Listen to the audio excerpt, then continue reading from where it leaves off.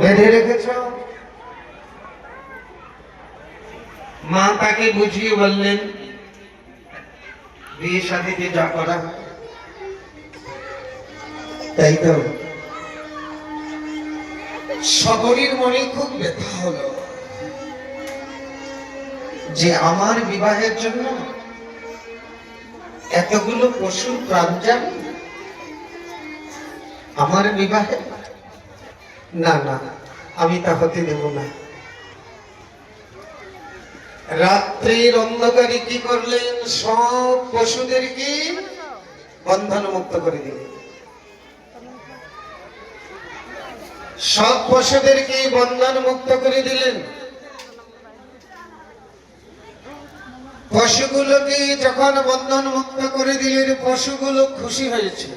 আচ্ছা দেখবেন, পশুরাও অনেকটা বুঝে, মানুষের মতো না বুঝে, কিন্তু পশুরা অনেকটা বুঝে।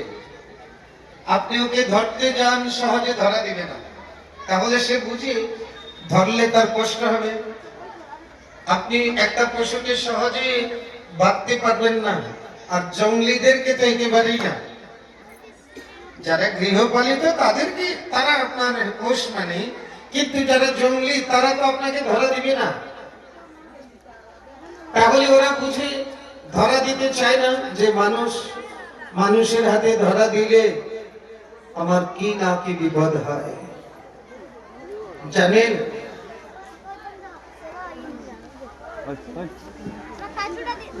পশু পাখিরাও হিংস্র মানুষকে বুঝে।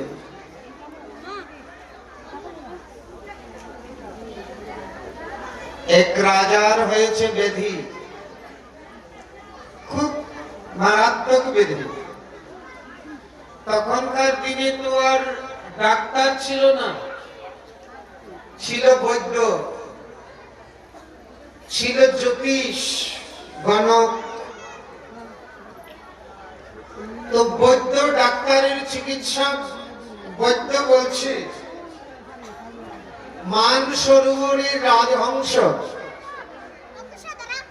মানসরোবরের রাজহংসকে যদি রাজাকে খাওয়াতে পারে, তাহলে তার কঠিন ব্যাধি সেরে যাবে।